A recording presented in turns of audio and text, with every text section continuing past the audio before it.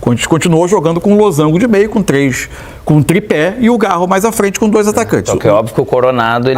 A questão é característica. E aí, o que o Corinthians vinha conseguindo fazer a partir desse losango era ter a agilidade desses 3 homens da frente para cobrir esses espaços que, em geral, surgem lateralmente e com os laterais tendo um bom comportamento. Só que hoje o Flamengo conseguiu manipular o meio-campo do Corinthians de maneira a usar esses espaços pelo lado muito bem e encontrar jogadores quase sempre livres. Não era um trio ágil o suficiente para fazer todo esse respirar, né? E não o Flamengo fez isso. E aí quando o Corinthians conseguiu escapar, que até o Coronado acho que ele fez um bom primeiro tempo, ele conseguiu dar sequência com a bola. Só que ele não é aquele cara que ele fica aqui no tripé. Então ele começou a rodar mais. Só que a hora o Corinthians passava do meio, tinha 2 do Corinthians, e aí o Flamengo pressionando, o Corinthians não conseguia respirar. Foram poucas as vezes que o Corinthians passou do meio. Muito raro. No primeiro tempo. E sem fazer mal nenhum, né? Eu acho que não é só os jogadores que entraram no segundo tempo, em termos da qualidade técnica dos jogadores que entraram. Eu acho que a mudança de sistema permitiu ao Corinthians, quando ele tentava sair para o jogo, com os 3 defensores, mais os alas bastante abertos, ele amplia um pouco o espaço de campo que o Flamengo tinha que ocupar para conseguir pressionar o Corinthians. E aí ele gerou um pouquinho de espaço. Mas em muitos momentos, o que gerou alguns desses ataques do Corinthians que resultaram em chances bem perigosas, muitas vezes foram erros de passe do Flamengo no ataque, e aí o Flamengo já sem a mesma capacidade da pressão após a perda da bola, como estava acontecendo no primeiro tempo. Ainda assim, o Corinthians tinha um pouco mais de qualidade para conseguir dar um pouco mais de sequência nos seus ataques e incomodar o Flamengo. É o que eu digo, assim, o Corinthians poderia ter feito gol no segundo tempo. O Corinthians bateu 2 bolas na trave. A segunda é uma bola e teve um pouco ângulo, o Léo Pereira, o Léo Pereira tirou uma bola em cima da linha. Essa para mim é a maior das chances, inclusive. A do Romero, que ele chuta na trave, é uma ótima oportunidade. E essa do Léo Pereira, após um escanteio, para mim é a maior de todas. A outra é do Mateuzinho. A da Mateuzinho, eu acho que ele tinha um pouco menos de ângulo para uma finalização tão perigosa, né? Mas ainda assim era um jogo um pouquinho diferente. Mas ainda assim, por metade do segundo tempo, o Corinthians ainda sofreu muito, né? Defensivamente.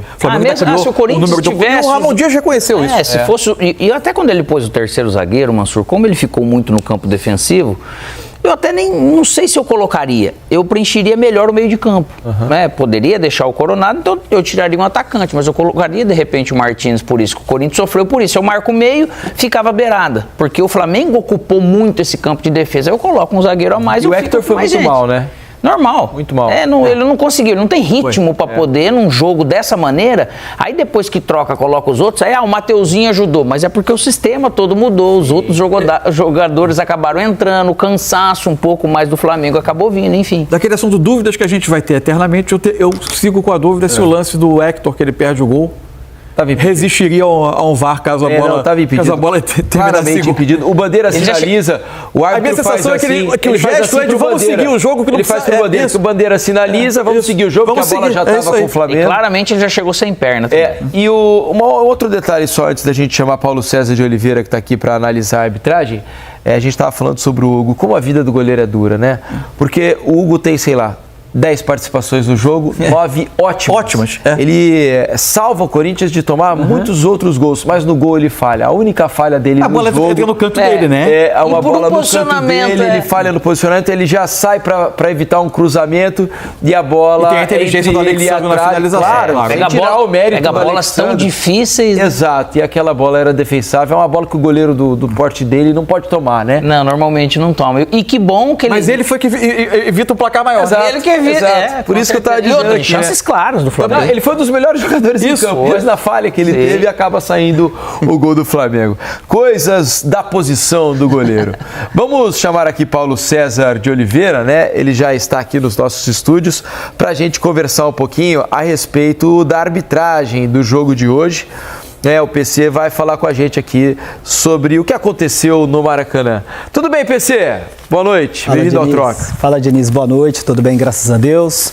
Boa noite também, Mansur, Alex e para todo mundo que está em casa acompanhando o Troca de Passes. Vamos aos lances então, PC. Primeiro pedido de pênalti do Flamengo, uma bola que toca no braço do Hector Hernandes dentro da área. Exatamente, é um lance que eu pedi para separar, porque é um lance muito parecido com o lance do Bastos, né, na Libertadores, no jogo contra o São Paulo, um pênalti que teve a intervenção do VAR naquela partida, e a gente vai rodar aqui para a gente poder analisar o lance. Vamos lá. Olha só, a bola é cruzada, tem a disputa do Félix Torres, chamar a atenção que o Hector, ele perde o tempo da bola, só um minutinho.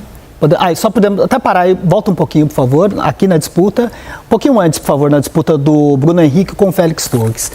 O Hector, ele perde o tempo da bola, né? Ele sobe para cabecear, perde esse tempo da bola, e aí a ação de disputa está entre o Bruno Henrique e o Félix Torres. Agora a gente pode soltar, por favor.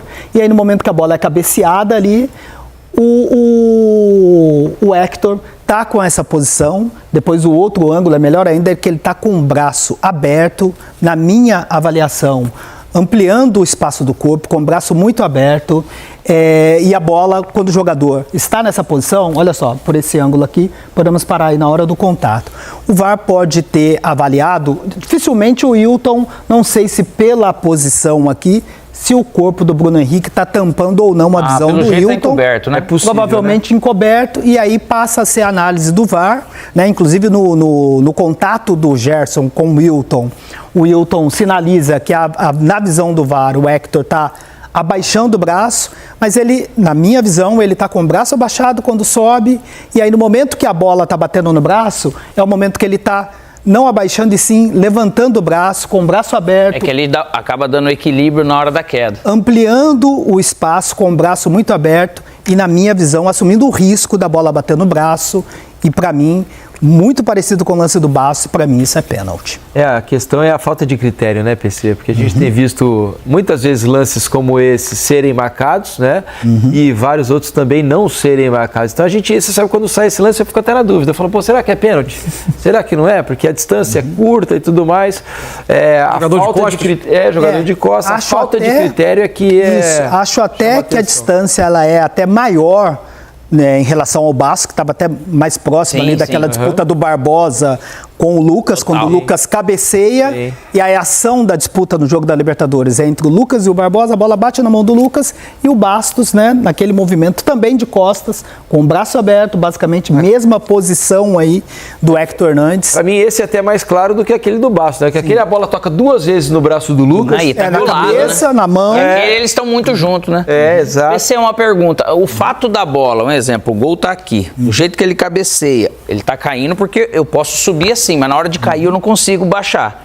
Só que realmente o braço está fora do lugar. O fato dela estar saindo da direção do gol, isso tem peso nessa interpretação? Na minha avaliação, não. Porque você tem que caracterizar primeiro que está dentro da área. Sim. E segundo, a questão da ampliação do espaço do corpo. Na minha visão, esse braço aberto dele, a partir do momento que ele está subindo aqui para cabecear e perde o tempo da bola, e aí tem esse descuido, porque se está subindo aqui com o braço nessa posição aqui, não interessa para onde a bola está indo.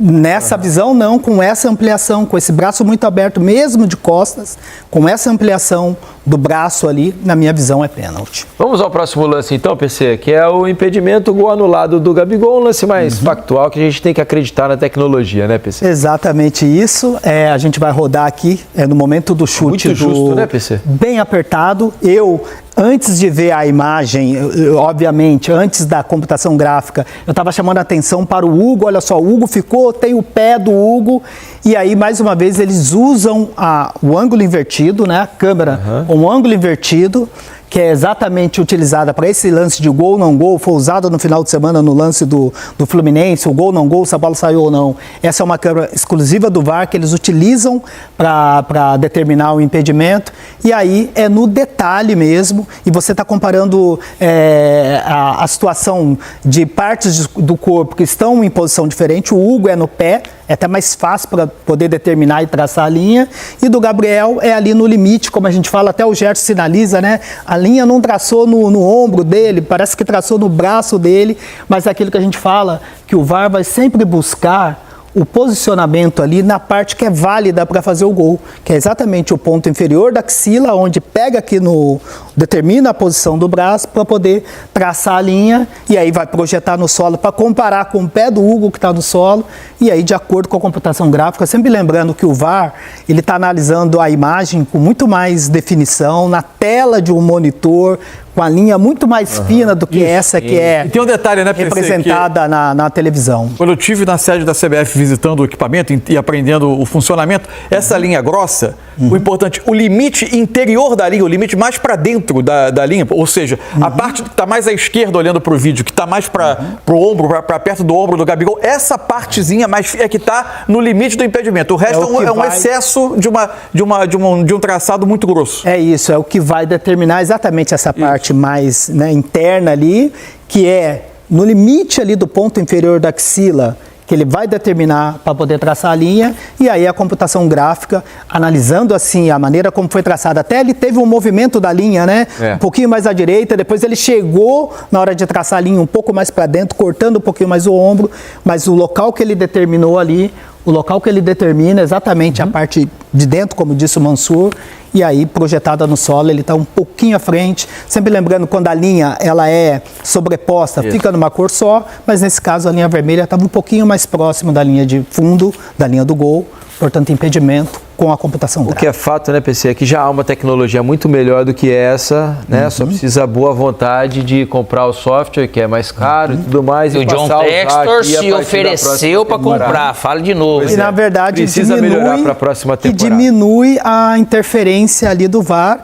porque já é uma tecnologia avançada, semiautomática, que mapeia vários pontos dos jogadores e com mais de 50 frames por segundo e acaba determinando... Mas vai chegar. Acaba determinando ali, diminuindo a intervenção do VAR, tecnologia que já é usada na Liga dos Campeões, na Copa do Mundo, foi utilizada também nas Olimpíadas, diminui esse detalhezinho ali do VAR.